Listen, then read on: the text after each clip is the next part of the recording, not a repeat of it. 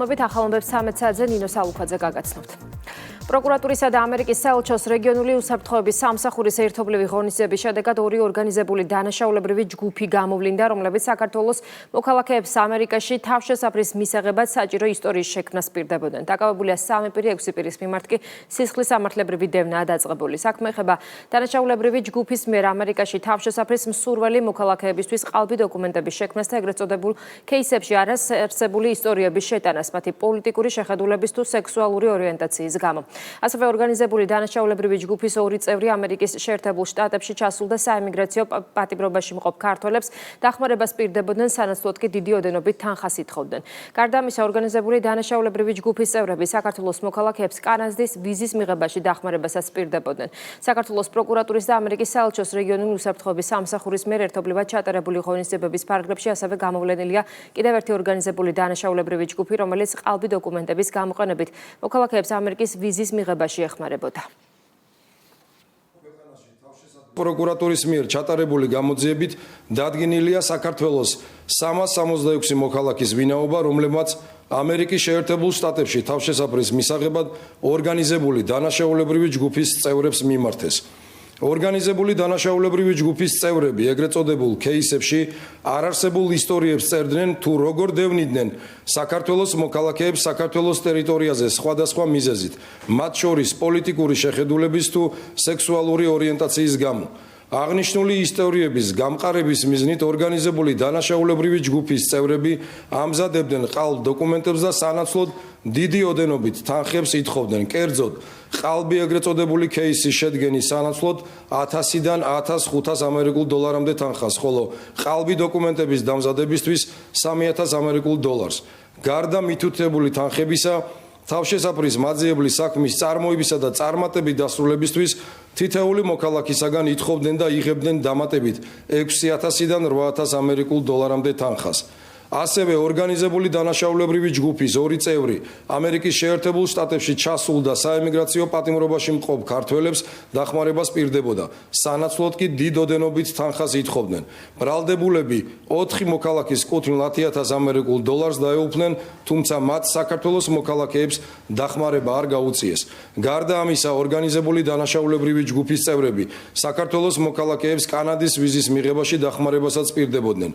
თბილისის პროკურატურის გამოძიებო სამმართველოს მიერ ჩატარებული ოპერატიულ-სამძებრო ღონისძიების ფარგლებში ერთ-ერთმა ბრალდებულმა კანადის ვიზის მიღებაში დახმარების მიზნით 800 ამერიკული დოლარის სანაცვლოდ პროკურატურის ოპერატიულ თანამშრომელს დაუმზადა ყალბი საბანკო ამონაწერი ცნობა სამსახურის თაობაზე, თითქოს და ეს უკანასკნელი დასაქმებული იყო ამერიკის შეერთებულ შტატებში და სხვა ყალბი დოკუმენტაცია.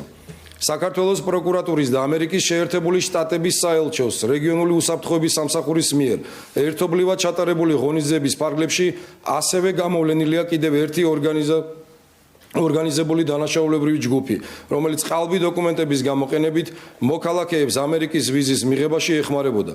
ორგანიზებული დანაშაულებრივი ჯგუფის წევრებმა სოციალური ქსელის სხვადასხვა პლატფორმაზე განათავსეს განცხადებები, რომლითაც ამერიკის შეერთებულ შტატებში გამგზავრების მსურველ პირებს ვიზის მიღებაში დახმარებას თავაზობდნენ.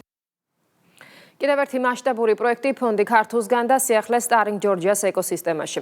მალე საქართველოში ყველაზე დიდი დინო პარკი დინოტოპია გაიხსნება, რომელიც შეკვეთილში ციცინათელას პარკის მიმდებარედ განთავსდება. ამ მიზნით საქველმოქმედო ფონდ ქართულსა და სახელმწიფო ქონების ეროვნულ სააგენტოს შორის შეთანხმება შედგა, რომლის თანახმად ქართულ ოზურგეთში სასოფლო სამეურნეო დანიშნულების მიწის ნაკვეთი შეპესე აკვა ცენტრისგან შეიძინა და სახელმწიფოს უსასყიდლოდ გადასცა. აღნიშნული ტერიტორია არსებულ გასართობ სივრცეს შეუერთდება, შედეგად კი შეიქმნება ერთიანი მასშტაბური ტურისტული კომპლექსი.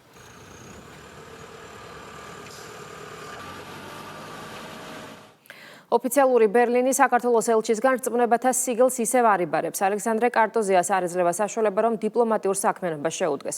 უკვე 8 თვეა საქართველოს ელჩი გერმანიის ხელისუფლებისგან პროცედურის დასრულებას ელოდება.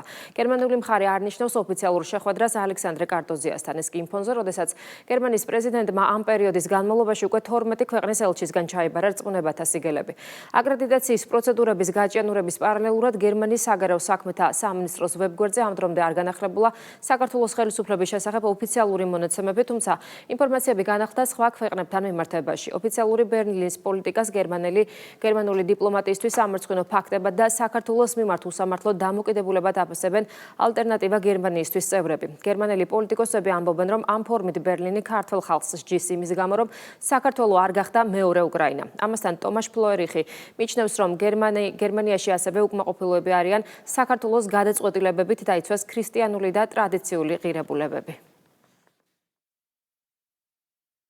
გერმანიის საგარეო საქმეთა მინისტრის ქმედებები ეწინააღმდეგება დიპლომატიის ნორმებს და არაფერია სხვა თუ არა პროვოკაცია. როგორც ჩანს, ბერლინს არ სურს საქართველოში არსებული პოლიტიკური რეალობის მიღება. მსგავსი ქმედებები საქართველოს ეროვნული სუვერენიტეტისთვის პირდაპირ გამოწვევას წარმოადგენს. ცხადია, ეს ნაბიჯი გეოპოლიტიკურად არის მოტივირებული. როგორც ჩანს, არც ბრიუსელი და არც ბერლინი არ არიან მზად მიიღონ ის ფაქტი, რომ საქართველოს არ სურს მეორე უკრაინად იქცეს. ისინი ასევე უკმაყოფილოები არიან საქართველოს გადაწყვეტილებებით დაიცვას ქრისტიანული და ტრადიციული ღირებულებები იმ იდეოლოგიის ფონზე, რომელსაც მისი მომხრეები ვოუკ იდეოლოგიას უწოდებენ. გერმანიამ უნდა იმუშაოს საქართველოსთან კონსტრუქციული დიპლომატიური ურთიერთობების აღსადგენად, რაც გულისხმობს ალექსანდრე კარტოზიას აკრედიტაციას და გერმანიის საგარეო საქმეთა სამინისტროს ვებგვერდზე საქართველოს პრეზიდენტთა სიიდან სალომე ზურაბიშვილის ამოღებას.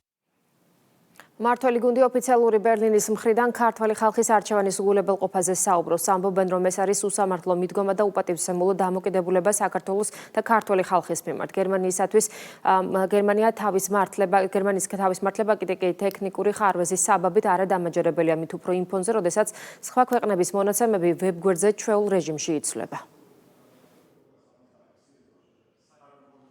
ჭირვეული ბავშვის საქციელს გავს მთელი ეს პროცესი. თითოეული ჩემი აღარ მიგვიშეს თითოეული გამოვლინება, იქნება ეს ელჩის ქმედება, იქნება ეს ინფორმაციის განახლებაზე უარი თუ ასე შემდგომ.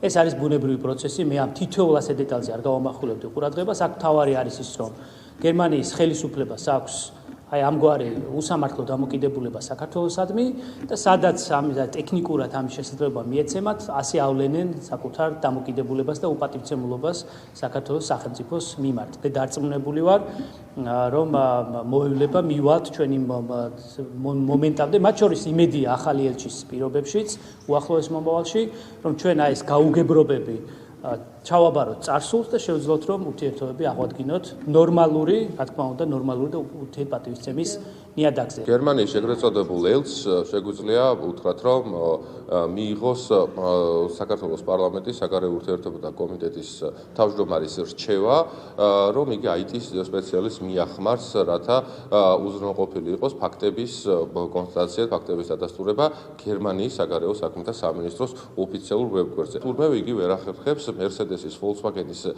სამშობლო ქვეყანა ვერ ახერხებს თურმე, რომ ინფორმაცია განაახლოს საქართველოსთან დაკავშირებით, მაგრამ სირიასთან და რუსეთის ფედერაციასთან დაკავშირებულს ანახლებს. ეს კიდევ ერთხელ ანტაკორისტულ დამოკიდებულებას წარმოაჩენს არა მხოლოდ ქართული ოცნების ხელისუფლების მხრიდან, არამედ ზოგადად სახელმწიფოს მხრიდან და საქართველოს მოსახლეობის მიმართ. გერმანიის ელჩის მორიგი არადიპლომატიური განცხადება ერთ-ერთი ოპოზიციური მედიის ეთერში საქართველოში 4 წლიანი მუშაობის გამოცდილებაზე საუბრისას გერმანელმა დიპლომატმა ქართველები ასე შეაფასა. ზოგიერთმა ქართველმა ზუსტად იცის თუ რა არის ევროკავშირი, სხვებს კი უბრალოდ არ სურთ რუსი, თურქი, ირანელი ან აზერბაიჯანელი იყოს. სახელმწიფო გუნდში პეტერ ფიშერის განცხადებას ქსენოფობიურს უწოდებენ და ამბობენ, რომ გერმანიის ელჩი დიდი ხანია დიპლომატიურ ჩარჩოებს გასცდა.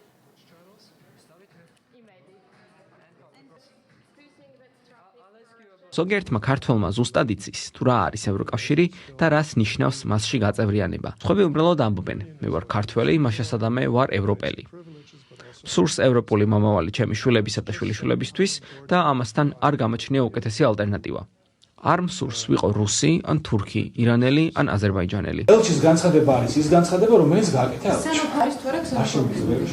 და არ არის თქვენთვის ქსენოფობია. არ მინდა ამ საკითხზე კომენტარის გაკეთა. ეს განცხადება ძალიან კარგად აჩვენებს ამ კონკრეტული ელჩის რეალურ სახეს თუ რა ვიცი კომპეტენციას მე ვერ გეტყვით, იმიტომ რომ ასე დაუფიქრებლად, ასეთ მნიშვნელოვან რეგიონში ასე გაისროლო სიტყვები, ქსენოფობიური განცხადებები აკეთო, რა ვიცი ხა რომელი მე ძალიან მაინტერესებს მისი დედაქალაქი თუ მისი ხელმძღვანელები რას ფიქრობენ ამ ტიპის, როდესაც მათი ელჩი ასეთ ტიპის განცხადებებს აკეთებს. წარმოიდგინეთ საქართველოს ელჩმა, ნებისმიერმა სხვა ელჩმა, ჩავიდეს გერმანიაში და აკეთოს განცხადებები, რომელიც მათი ისტორიიდან გამომდინარე არის საკმაოდ ტკივნეული და სენსიტიური გერმანიისთვის თუ ასე შემდგომ. შეუძლებელია რომ ეს პიტერ ფიჩერის ეგრეთ წოდებული ელცის განცხადება მხოლოდ და მხოლოდ ქსენოფობიურად შევაფასოთ. ეს არის ისეთი განცხადება, რომელიც ქმედებებში იყო გამოხატული და იყო პოლიტიკის ნაწილი 80 წლის წინ 30-იან და 40-იან წლებში, მათ შორის გერმანიაში და კონკრეტულ სხვა ქვეყნებში და ამ დამოკიდებულებას უარი უთხრა ევროპამ 80 წლის წინ. სამწუხაროდ ხედავთ, რომ პიტერ ფიშერის გონებაში და ქმედებებში მის სიტყვებში დაბრუნებული არის 30-იანი და 40-იანი წლების გერმანიის მაშინდელი ძალიან მწარე გამოცდილება, რომელსაც არა მხოლოდ ევროპა, არამედ მთლიან კაცობრიობამ უარი უთხრა. ნებისმიერ სხვა ქვეყანაში გადადგავდნენ ძალიან რადიკალურ ნაბიჯს მისი ასეთი საქმიანობიდან გამომდინარე პირდაპირ ვენის კონვენციით. მაგრამ ჩვენ ვინაიდან პატივს ქართულ-გერმანულ ურთიერთობებს და გვახსოვს საქართველოს დამოუკიდებლობის ნებისმიერ ეტაპზე როგორ მოგვექცა ჩვენ გერმანია, როდესაც ძალიან გვიჭირდა. მხოლოდ ამის გამოც არ გადავდგავ თავნაბიჯს, იმიტომ რომ ესეთი ადამიანები მიდიან და მოდიან და ქართულ-გერმანულ ისტორიაში საქართველოს მიერ გადადგმული რადიკალური ნაბიჯი არ ღირდა რომ დაფიქსირებული იყო. ამერიკის სახელმწიფო დეპარტამენტის დელეგაციის ვიზიტის ფარგლებში გამართული შეხვედრები და ვიზიტის შემდეგ შტატების დელეგაციის მიერ გავრცელებული განცხადება პოლიტიკური შეფასებების თემაა თბილისში. ერთის მხრივ ვაშინგტონი ადასტურებს საქართველოს ხელისუფლებასთან ურთიერთობების გადატვირთვის მზაობას, მეორეს მხრივ ოპოზიციასთან დაკავშირებით მკაფიო პოზიციას გამოხატავს, რომ მათი მხრიდან საჭიროა სახელმწიფო ინსტიტუტებთან თანამშრომლობა. ამასთან პოზიტივი ოპოზიციის რიგებიდან მოიპოვა ინფორმაცია იმის შესახებ, რომ სახელმწიფო დეპარტამენტის დელეგაციის წევრებისგან ოპოზიციის პარტიის წარმომადგენლებმა მკაცრი საყდური მიიღეს მანდატებზე უარის თქმისა და პარლამენტის ბოიკოტის გამო. აღნიშნული ინფორმაციის უარყოფა დღეს სადეს ნაციონალურ მოძრაობაში, რაც შეეხება შტატების წარმომადგენლების ოფიციალურ განცხადებას, მისი შინაარსი პარტიაში, როგორც ჩანს, სხვაგვარად გაიგეს. მმართველი გუნდი კი სახელმწიფო დეპარტამენტის გზავნილებს სრულად ეთანხმება და აცხადებს, რომ ქვეყნის ნორმალურ განვითარებას სწორედ რადიკალიზმი უშლის ხელს. წერია საყვედური ოპოზიციის ნაწილში დელეგაციის განცხადება გულისხმობს, რომ პოლიტიკურმა ოპოზიციამ უნდა გამოიყენოს ინსტიტუციონალიზაციის რესურსი იმისათვის, რომ უკეთესად წარმოადგინოს ოპოზიციური სპექტრის, ოპოზიციური ელექტორატის ინტერესები, მათ შორის საერთაშორისო ასპარეზზე. ბუნებრივია ამაში იგულისხმება ერთიანი პოზიციის ჩამოყალიბება. ამერიკის მხარემ ჩვენ გაგვიზიარა თავისი შეხედულებები და სრულად ბუნებრივია. ყველა პატრიოტი, ჯანსაღად მოაზროვნე და მოფიქრალი პოლიტიკური ძალისთვის, რა თქმა უნდა, კონსტიტუციური წესრიგი და წესი და ჩარჩო არის უპირველესი. არ არის ბუნებრივი და კატეგორიულად მიუღებელია, როდესაც პოლიტიკური ძალები საპარლამენტო მანდატებზე ამბობენ უარს, მხარდაჭერაზე ამბობენ უარს და ცდილობენ ეს პროცესი გადაიტანონ ქუჩაში. ამიტომ და რაც თავარია, ამერიკის მხარესაც აქვს ძალიან ლოგიკური ჯანსაღი დამოკიდებულება ამ საკითხთან დაკავშირებით და რამდენადაც მე ვიცი, ეს გზავნილები ძალიან მკაფიოდ იქნა გადაცემული ოპოზიციის მიმართაც. კიდევ ერთხელ დადასტურდა, რომ რა თქმა უნდა ამერიკის შეერთებული შტატების მოქმედი ადმინისტრაცია, რომელსაც თავარი არის რა თქმა უნდა დემოკრატიული საწყისები, ვერანაირად ვერ მოიწონებდა და რა თქმა უნდა მკაცრად გააკრიტიკებდა იმ ანტიდემოკრატიულ სვლებს, რომელთაც დაკავებულია კოლექტიური ნაცმოძრაობა, როგორც არის ქართველი ხალხის და მათ შორის გარკვეული ნაწილის, რომელიც მათ უჭერს მხარს მათი ნების უგულებელყოფას, არ გამოყენებას მათი მანდატებისას, რომელიც მათ შორის ვალდებულებაც კი არის პოლიტიკური თვალსაზრისით და კიდევ ერთხელ დადასტურდა, რომ ამერიკის შეერთებული შტატების სამოქმედი ადმინისტრაციის და მათი წარმომადგენლებისთვის, რა თქმა უნდა, ვერანაირად ვერ იქნება დემოკრატიის წინააღმდეგ გადადგმული ნაბიჯები მოსაწონი კოლექტიური ნაცმოძრაობის მხრიდან. ეს შეცდომა დაშვებული იქნა არა აქ, არამედ იმ ხალხისგან, ვისგანაც ეს დაკვეთა მოდიოდა. ეხლა ამის აღიარება უჭირთ და ის, რასაც მიუთითებს ამერიკის შეერთებული შტატები ჩვენს ოპოზიციას, ეს იმათვისაც არის მიმართული. იმათკენაც არის მიმართული, რომ მათაც გაიგონ, რომ შეცდომა დააშვებინოს ამ ხალხს. ასე რომ აქ სიახლე არაფერი არ არის და მე მიხარია, რომ ეს ამერიკის ადმინისტრაციამ ოფიციალურად და ხმამაღლა უთხრა იმას, ვისაც უთხრა. პირდაპირ მისამართით უთხრა ამათ აქაურ რადიკალებს.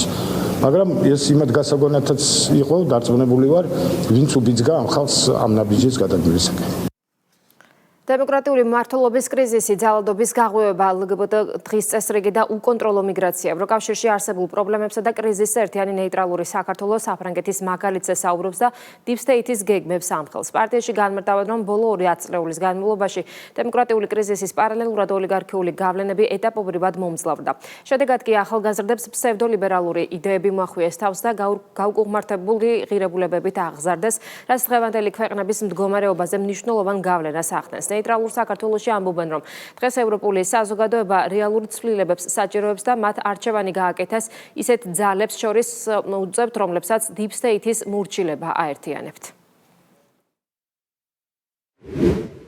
გასულ შაბათს საფეხბურთო კლუბი Paris Saint-Germain ევროპის ჩემპიონთა ლიგის გამარჯვებული მიჯრით მეორედ გახდა, რამაც ბუნებრივია მათ გულშემატკივრებში უდიდესი სიხარული გამოიწვია. ეს ფაქტი პარიზში მოქალაქეების მხრიდან ერთმანეთისთვის მილოცვისა და საყოველთაო ზეიმის მიზეზი უნდა გამხდარიყო, თუმცა კიდევ ერთხელ დადასტურდა, რომ საფრანგეთში ადამიანთა გარკვეულ ჯგუფებს წარმატების აღნიშვნა სხვანაირად ესმით. სოფლიოში მიღებული პრაქტიკაა, რომ ადამიანები, რომლებიც საყვარელი გუნდის მატჩზე სტადიონზე ვერ მოხვდნენ, ერთად იკრიბებიან და ქალაქის ნებზე, სკვერებსა თუ პარკებში თამაშს დიდ ეკრანებზე უყურებენ. გამარჯვების შემთხვევაში კი მიღწეულ წარმატებას ერთად აღნიშნავენ. როგორც ფრანგული გამოცემები ადასტურებენ 30 მაისს, მთელი საფრანგეთის მასშტაბით სხვადასხვა ქალაქში დაახლოებით 40,000-მა ადამიანმა გადაწყვიტა Paris Saint-Germain-ისთვის ფინალურ მატჩში სწორედ ამ ფორმით ეგულშემატკივრა. თუმცა მთავარი მოვლენები მათი საყვარელი გუნდის გამარჯვების შემდეგ განვითარდა. როგორც ფრანგული გამოცემები წერენ, ზეიმმა აგრესიული ხასიათი მიიღო. ფანების ნაწილმა მთელი ქვეყნის მასშტაბით დააზიანა მაღაზიები, დაწვეს ავტომობილები და ველოსიპედები, რასაც ბუნებრივია პოლიციის მხრიდან რეაგირება მოჰყვა. ამის შემდეგ გულშემატკივრები პოლიციას დაუპირისპირდნენ. სამართალდამცველების წინააღმდეგ პიროტექნიკაც გამოიყენეს და ადამიანთა მცირე ჯგუფმა პოლიციის ერთ-ერთ განყოფილებაში შეჭრაც კი სცადა, რის შედეგადაც რამდენიმე პოლიციელი დაშავდა. საბოლოოდ მთელი ქვეყნის მასშტაბით დაახლოებით 400 პირი დააკავეს, საიდანაც თითქმის 300 ადამიანი პარიზში დააპატიმრეს.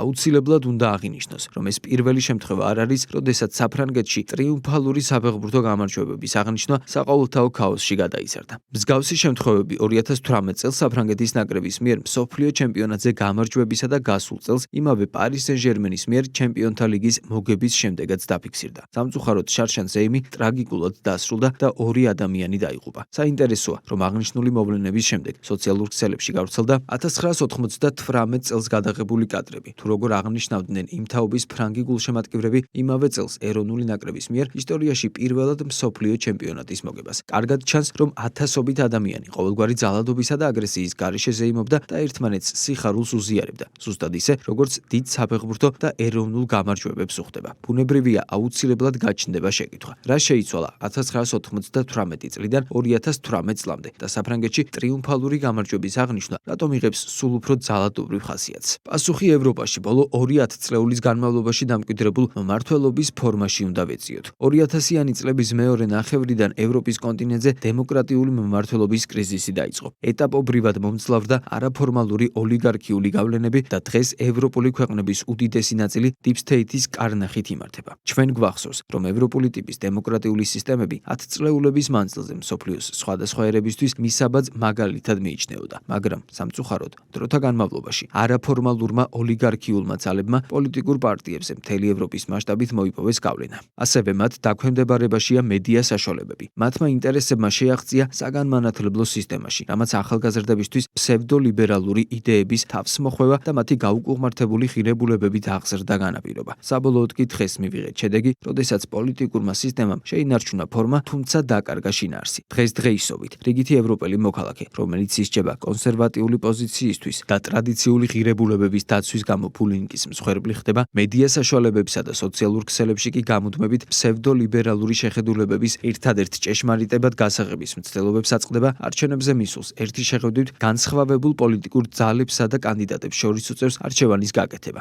სინამდვილეში კი როგორც წესი, პრაქტიკულად ყველა მათგანი Deep State-ის მორჩილია და მათ დავალებებს ასრულებს. როგორც წესი, მსგავს სისტემაში, რომელიც დღეს რიგ ევროპულ სახელმწიფოებშია დამკვიდრებული, ისეთ იდეებზე, რომლებიც ადამიანთა ყოველდღიურ ცხოვრებაზე რეალურ პოზიტიურ გავლენას ვერ ახდენს, სხვადასხვა პოლიტიკურ ძალებს შორის გამუდმებული სიკვდილი მიმდინარეობს, თუმცა ღირებულებით იდეოლოგიურ, ეკონომიკურ თუ კულტურულ საკითხებთან დაკავშირებით, როგორც წესი იმ პარტიებს შორის, რომლებიც მართვის მანდატს ინაწილებენ, სრული კონსენსუსი არსებობს. ასეთ პირობებში ერთი მხრივ Deep State-ის მორჩილი პოლიტიკოსების გადაწყვეტილებები, ხოლო მეორე მხრივ იმავე Deep State-ის გავლენებს დაქვემდებარებული ევროკავშირის დიქტატი ევროპულ სახელმწიფოებს საკუთარი თავის დამაზიანებელი ნაბიჯების გადადგმას აიძულებს. LGBT დღის წესრიგისა და გენდერული თეორიების დამკვიდრება, უკონტროლო მიგრაცია, ეკონომიკური გამოწვევების უგულებელყოფა, გართულებული ბიუროკრატია და უშინაარსო რეგულაციები განაპირობებს, რომ ევროპული საზოგადოება ტრადიციულ იდენტობას კარგავს და პარალელურად ღარიბდება, რაც სტატისტიკური მონაცემებით დასტურდება. ინერციით, რიგითი ევროპელი მოქალაქის კეთილდღეობის ხარისხი დღემდე მაღალია, თუმცა ისიც ფაქტია, რომ 2008 წელთან შედარებით სოფლიო ეკონომიკაში ევროპის წილი მკვეთრად შემცირდა. ევროპელი ადამიანი კი დღეს უარესად ცხოვრობს ვიდრე 2 ათეული წლის წინ. ფაქტია, დღეს ევროპაში დემოკრატია აღარ არსებობს, რადგან მივიღეთ მოცემულობა, როდესაც ხალხის მიერ არჩეული, თუმცა რეალურად Deep State-ის მორჩილი მთავრობები არა საზოგადოების საკეთილდღეო, არამედ დამაზიანებელ ნაბიჯებს დგამენ, რაც ჩანასახშივე გამორიცხავს იმ ფუნდამენტურ იდეებს, რომლებსაც თანამედროვე დემოკრატია უნდა ეფუძნებოდეს. სწორედ აქედან გამომდინარეობს ევროპულ ქვეყნებში პერმანენტული პოლიტიკური კრიზისები და სამთავრობო გუნდების ცვლილებები, გახშირებული რიგგარეშე არჩევნები და ხელისუფლებების მიმართ მზარდი უკმაყოფილება, რაც სხვადასხვა ქვეყანაში მმართველი ძალებისადმი არსებული დადებითი განწყობების ისტორიულად მინიმალურ მაჩვენებლებში ითარგმნება. დღეს ევროპული საზოგადოება იაზრებს, რომ რეალური ცვლილებებია საჭირო, თუმცა არჩევანის გაკეთება ისეთ ძალებს შორის უწევთ, რომლებსაც Deep State-ის მორჩილება აერთიანებთ. ბუნებრივია ამ ფონზე არაფორმალური ოლიგარქიული ძალები პოლიტიკური პროცესის იმიტაციას ქმნიან, რადგან მნიშვნელობა არ აქვს მათი მორჩილი, რომელიც ძალა დააზიანებს ხალხის ინტერესებს. იდენტობა დაკარგული და გაღარიბებული ადამიანები კი, რომელთა მართვა სულ უფრო და უფრო მარტივი ხდება, არჩევანს Deep State-ის შეთავაზებულ ვარიანტებს შორის აკეთებენ. როდესაც დასავლეთსა და დემოკრატიულ იდეალებზე ვსაუბრობთ, არ უნდა დაგვავიწყდეს ამერიკის შეერთებული შტატები, რომლის საზოგადოებამ თითქოს მოჯადოებული წრე გაარღვია. ფსევდოლიბერალური იდეოლოგიის მქონე ძალებზე უარი თქვა და ის პრეზიდენტი, ის ადმინისტრაცია აირჩია, რომლებსაც კონსერვატიული ღირებულებები აქვთ, თუმცა ჯერ კიდევ არსებობს კითხვა. დღესდღეისობით მეინსტრიმული იდეოლოგიისგან მკვეთრად განსხვავებული კანდიდატის გამოჩენა ამერიკელ ხალხში სწრაფად მზარდი უკმაყოფილების დროებით განეიტრალებას და რეალური ალტერნატივის გაჩენის ილუზიის შექმნას ხომარ ისახავდა მიზნად. შესაბამისად, არსებობს მოსაზრება, რომ შეერთებული შტატებიც კვლავ Deep State-ის გავლენით იმართება. ამ ფონზე ქართული ოცნება ჩვენს ქვეყანას დღემდე ილუზიაში აცხოვრებს და მიუხედავად იმისა, რომ ყველასთვის ნათელია ევროპაში არსებული მძიმე მდგომარეობა, საზოგადოებას ჯიუტად უმტკიცებს, რომ ევროკავშირი ჩვენი აღთქმული მიწაა, სადაც ბიუროკრატები და ხელისუფლებები სულ მალე შეიცვლებიან, რის შემდეგაც ძალაუფლებას ტრადიციული იდენტობის ერთგული ჭეშმარიტი ევროპული ღირებულებების მქონე მმართველი ელიტები აიღებენ ხელში. ევროპულ საზოგადოებას Deep State-ის გავლენისგან გაათავისუფლებენ და კვლავ რეალურ დემოკრატიულ სისტემას დაამკვიდრებენ. ქართული ოცნება დროულად უნდა გამოფხიზლდეს და ქართულ ხალხს სრული სიმართლე უთხრეს, რომ ევროკავშირი და ევროპული სახელმწიფოები, რომლებიც ემსახურებოდნენ საკუთარ ხალხებს, რის შედეგადაც დემოკრატიული მმართველობის საუკეთესო მაგალითად გამოდგებოდნენ, დღესდღეისობით აღარ არსებობს და ასეთი ევროკავშირის დაბრუნების რაიმე ხელშესახები ნიშანი არ ჩანს. ხოლო რა განსხვავებაა ხალხის მიერ არჩეული ხელისუფლებისა და Deep State-ის გავლენით მართულ სახელმწიფოს შორის, საფრანგეთის შემთხვევაში ერთი პატარა მაგალითის მიხედვითაც კი კაფიოდ ჩანს. ქვეყანაში, რომელიც 1998 წელს გამარჯვებას სამაგალითოდ აღნიშნავდა, იქამდე მივიდა, რომ დღეს პოლიცია გამარჯვების ზეიმისთვის წინასწარ ემზადება, რათა აგრესიულ ბრბოს გაუმკლავდეს და მათგან მიყენებული ზიანი როგორმე შეამციროს. ეს ყველაფერი კი ჩვეულებრივ მოვლენად იქცა. პრემიერ-მინისტრი ივნისის ბოლოს პარლამენტს მთავრობის ყოველწლიურ ანგარიშს წარუდგენს. დოკუმენტი უკვე საკანონმდებლო ორგანოშია. სამთავრობო პროგრამის განხორციელების ანგარიში მოიცავს გასული წლის 1 ივნისიდან მიმდინარე წლის მაისის ჩათვლით პერიოდს და ასახავს საქართველოს მთავრობის პროგრამით განსაზღვრული მიზნებისა და ამოცანების შესრულების პროცესსა და მიღწეულ შედეგებს. ანგარიში ეფუძნება ქვეყნის წინაშე არსებული გამოწვევებისა და სახელმწიფო პოლიტიკის ძირითად სფეროებს. დოკუმენტში წერია, რომ მთავრობამ საანგარიშო პერიოდში განაგრძო ეფექტიანი გამჭვირვალე და მოქალაქეებზე ორიენტირებული საჯარო მმართველობის განვითარება. გასული წელს კი საქართველოს გლობალურად გამორჩეული იყო მაღალი ეკონომიკური ზრდით. 92 გვერდიანი დოკუმენტის სფეროების მიხედვით არის დაყოფილი და მოიცავს ყველა გატარებულ რეფორმასა თუ გამოწვევას. მოგესალმებით საქართველოს პარლამენტის წევრებს, საპარლამენტო პირებს. ბაქო-თბილისი-ყარსის ახალი სარკინიგზო ხაზი დღეიდან ოფიციალურად ამოქმედდება. საქართველოს, აზერბაიჯანისა და თურქეთის ერთობლივ სტრატეგიულ პროექტს მნიშვნელოვანი როლი აქვს ევროპასა და აზიას შორის დაკავშირებადობის გაძლიერებაში. ახალი სარკინიგზო მარშრუტი ქმნის დამატებით გამტარუნარიანობას რეგიონში და მნიშვნელოვნად უწყობს ხელს სატვირთო ნაკადების მარშრუტების დივერსიფიკაციას. ბაქო-თბილისი-ყარსის ახალი სარკინიგზო ხაზის სრულ ექსპლუატაციაში შესვლით პროექტის გამტარუნარიანობა 5 მილიონ ტონამდე გაიზრდება, რაც რეგიონის ლოგისტიკური შესაძლებლობებს მნიშვნელოვნად გააძლიერებს. მნიშვნელოვანი და სიმბოლური დღე არის ჩვენთვის, რადგან რეგიონს ემატება ახალი სარკინიგზო ინფრასტრუქტურა, ჩვენს სატრანსპორტო ქსელს ემატება ბაქო-თბილისი-ყარსის ახალი სარკინიგზო ხაზი, რომელიც საქართველოს, აზერბაიჯანის და თურქეთის ერთობლივი სტრატეგიული პროექტია, რომელიც აკავშირებს ევროპას აზიასთან და შესაბამისად ჩვენ გვაძლევს დამატებით სიმძლავრეებს იმისათვის, რომ მოვემსახუროთ რეგიონში არსებულ ტვირთებს. ჩვენ დარწმუნებულები ვართ, რომ ერთობლივი მუშაობით შევძლებთ, რომ სრულად დავტვირთოთ აღნიშნული სარკინიგზო ხაზი. ზოგადად ძალიან მასშტაბური ღონისძიებები ჩატარდა იმისათვის, რომ მომხდარ იყო რეკონსტრუქცია, რეაბილიტაცია მარაბდა-კარწახის სარკინიგზო ხაზზე. ეს არის სტრატეგიული მნიშვნელობის პროექტი, შეიძლება ითქვას, რომ არის ახალი თანამედროვე ინფრასტრუქტურა მოწყობილი. ამ პროექტზე ბოლო პერიოდში აქტიურად მიმდინარეობდა სამუშაოები, რადგან მომხდარ იყო სრული დასრულება ამ პროექტის. ჩვენ უკვე დავასრულეთ აზერბაიჯანულ მხარესთან ერთად ეს პროექტი და სრულად მივიღეთ ექსპლუატაციაში.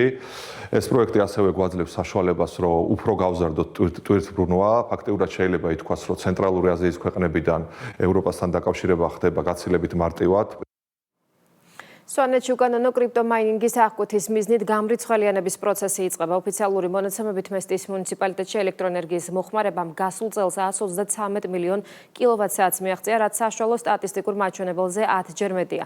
მსგავსი ტიპის დასახლებებში ყველა კომპონენტის გათვალისწინებით მოხმარების მაჩვენებელი მაქსიმუმ 10 მილიონ კილოვატ-საათში ადგენს. დარგის სპეციალისტების განმარტებით ელექტროენერგიის გადაჭარბებული მოხმარება საბოლოოდ დიდი წნეხია გადამხდელებისთვის და ენერგოსისტემისთვის. სვანეთში გამრიცხველიანების პროცესის დაწყება მნიშვნელოვანი გადაწყვეტილება, ვინაიდან ეს პირველ რიგში ემსახურება ქვეყნის ენერგეტიკული სისტემის დაცვას და თავისთავად ემსახურება ადგილობრივი მოსახლეობის ინტერესების უზრუნველყოფას. ხაზგასაცმელია, რომ ელექტროენერგიის გადაჭარბებული მოხმარება არის დიდი წნეხი და უნდა აღინიშნოს 2025 წელს სვანეთის ჯამურმა მოხმარებამ დაახლოებით შეადგინა 133 მილიონი კილოვატ-საათი. თუ შევადარებთ ანალოგიური დასახლებების მასშტაბებს, რომელთაც ყველა კომპონენტს გათვალისწინებით 10 მილიონი კილოვატ-საათია ჯამური წლიური მოხმარება, რა თქმა უნდა, ეს ამხელა სხვაობა დიდი ფინანსური წნეხია, როგორც ქვეყნის ენერგეტიკული სექტორის მონაწილეებისთვის, ასევე ყველა იმ ადამიანისთვის და ყველა იმ მოქალაქისთვის, რომელიც არის ელექტროენერგიის ღირებულების გადამხდელი. სახელმწიფო უსაფრთხოების სამსახურის უფროსი გეკა გელაძე სპეციალური ოპერაციების დეპარტამენტის საჩვენებელ წრთვნას დაესწრო. ღონისძიების ფარგლებში მებრძოლებმა სხვადასხვა სახის სპეციალური ოპერაციები და საცეცხლე მომზადების იმიტირებული საველე დავალებები შეასრულეს. საჩვენებელი წრთვნების პარალელურად სამსახურის უფროსმა სპეციალური ოპერაციების დეპარტამენტის ჯავშან ტექნიკა და სპეციალური აღჭურვილობაც დაათვალიერა.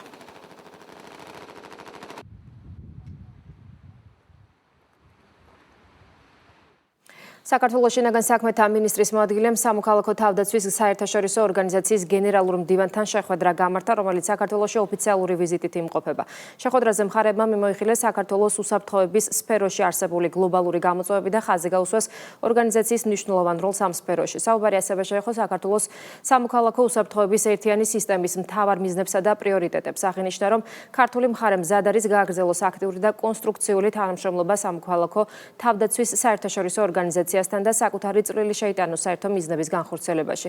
ვიზიტის ფარგლებში გენერალური მდივანი ასევე ეწვია საგანგებო სიტუაციების მართვის სამსახურის განსაკუთრებულ სიტუაციების რეაგირების მთავარი სამმართველოს ბაზას, სადაც სიმულაციური მასაჩვენებელი ღონისძიება და სახანძრო სამაშველო სპეციალური ტექნიკის გამოფენა გაიმართა.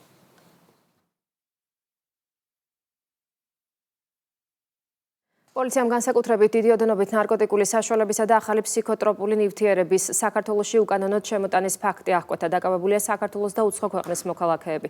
სამართალდამცველებმა ბათუმის საერთაშორისო აეროპორტში ბრალდებულის პირადი ჩხრეკის შედეგად განსაკუთრებით დიდი ოდენობით ნარკოტიკული საშუალებისა და ახალი ფსიქოტროპული ნივთიერების შემცველი 94 აბი ამოიღეს. ჩატარებული ჩხრეკის შედეგად ასევე ამოღებულია ფსიქოტროპული ნივთიერება. დანაშაულები 20 წლამდიან უვადო თავისუფლების აღკვეთას ითვალისწინებს.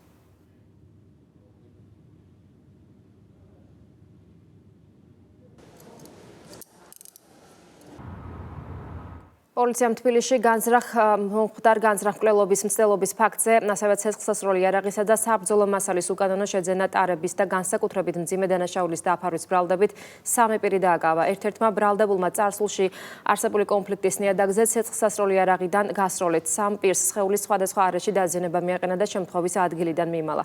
დაშავებული მამაკაცები შესაბამის სამედიცინო დახმარების გაწევის მიზნით კლინიკაში მოათავსეს. მომხდარ ფაქტს შეესწრო ბრალდებულის 2 მეგობარი, თუმცა ორივე მათგანმა დანაშაული დაფარა. სამართალდამცველებმა 3 ბრალდებული ცხელკვალზე დააკავეს. დანაშაული 20 წლამდე ვადით თავისუფლების აღკვეთას ითვალისწინებს.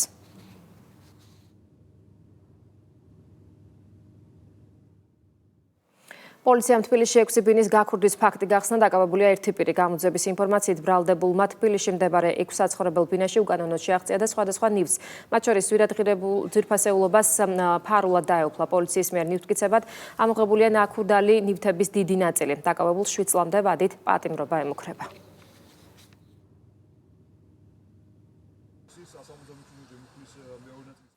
კახეთის პოლიციამ ჯანმრთელობის განზრახ მძიმე დაზიანების ფაქტი ცხელკვალზე გახსნა. დაკავებულია 1 პირი. ბრალდებულმა დედოფლისწყაროს მუნიციპალიტეტის ერთ-ერთ სოფელში ურთიერთშელაპარაკების ნიადაგზე ცივი იარაღის გამოყენებით მამაკაცს დაზიანებები მიაყენა და შემთხვევის ადგილიდან მიიმალა.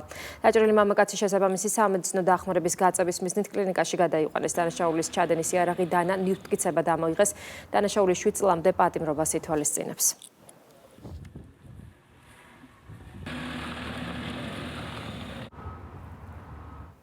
ბათუმი ახალგაზრდულ ოლიმპიურ ფესტივალს მასპინძლობს. ღონისძიების საორგანიზაციო კომიტეტის წევრებმა მედიას ფესტივალის მიმდინარეობის შესახებ დეტალური ინფორმაცია მიაწოდეს. ოლიმპიური ფესტივალი პირველი მულტისპორტული მასშტაბური შეჯიბრებაა, რომელშიც საქართველოს რეგიონების ნაკრები გუნდები ჩაერთვებიან. შეჯიბრის სპორტის 17 სახეობაში გაიმართება და მასში 14-დან 17 წლამდე ასაკის 1200 სპორტსმენი მიიღებს მონაწილეობას. ფესტივალი საქართველოს ეროვნული ოლიმპიური კომიტეტის ორგანიზებით და საქართველოს მთავრობის მხარდაჭერით 2-6 ივნის ბათუმში გაიმართება. მთავრობისთვის ერთ-ერთი პრიორიტეტულ სპორტის მიმართულებას წარმოადგენს მასობრივი სპორტის განვითარება და რა თქმა უნდა ეს ფესტივალი ხელს შეუწყობს საქართველოში მასობრიობის განვითარებას. დღეს მინდა თითოეულ ქართველს ბათუმში მყოფ სტუმარს ვთხოვო რომ დაესწროს ამ მნიშვნელოვან და ლამაზ გახსნას. დარწმუნებული ვარ რომ ეს გახსნა იქნება ერთ-ერთი ულამაზესი, რომელიც ამ რეგიონში მომხდარა ასეთი მასშტაბის შეჯიბრებებით. ჩვენ ყველაფერი გავაკეთეთ საქართველოს ოლიმპიურმა კომიტეტმა იმისთვის რომ ეს ღონისძიება მაღალ დონეზე ჩავიტარებინა. არამედ თუ თქვენ ცით რომ ეს ასაკობრივი ჯგუფები 14-დან 17 წლამდე სწორედ ის ასაკია, რომელიც ჩვენ გვინდა რომ მეტი ახალგაზრდა შემოვიდეს სპორტში. ყველა დელეგაცია უკვე ადგილზე იქნება, რომლებიც რა თქმა უნდა საღამოს მიიღება მონაწილეობას გახსნის ცერემონიალში. გაიმართება აღლუმი და საინტერესო შოუ, რომელსაც ჩვენი მაყურებელი ნახავს ადგილზე, სტადიონზე და ასევე ტელემაყურებელი ნახავს პირდაპირ ტრანსლაციით. ერთი კვირის განმავლობაში ჩვენს ქალაქს და მთლიანად ქვეყანას ვაჩუქებთ არა მარტო სპორტულ ზეიმს, არამედ ვაჩუქებთ პერსპექტიული სპორტსმენების სახით, მომავალ ოლიმპიელებს, მომავალ ძალიან მნიშვნელოვან სახელებს, რომელთა დასაწყისი კარიერის იქნება დაკავშირებული ამ ფესტივალთან. ხვალ ოპერისა და ბალეტის სახელმწიფო აკადემიურ თეატრში საქართველოში ქრისტიანობის სახელმწიფო რელიგიად გამოცხადების 1700 წლის თავისადმი მიძღვნილი ფესტივალი გაიხსნება. კონცერტში სამების საკათედრო ტაძრის საპატრიარქო სახელმწიფო კამერული გუნდი და საფესტივალო ორკესტრი მიიღებს მონაწილეობას დირიჟორ სვიმონ ჯანგულაშვილის ხელმძღვანელობით. პროგრამაში იქნება საგუნდო მუსიკა და გუსტავ მალერის სიმფონია. საქართველოში ქრისტიანობის სახელმწიფო რელიგიად გამოცხადებით 1700 წლის იუბილესთან დაკავშირებით სახელმწიფოს მხარდაჭერით ფესტივალის ფარგლებში მიმდინარე წლის ბოლომდე კონცერტები და სხვა კულტურული ღონისძიებები გაიმართება.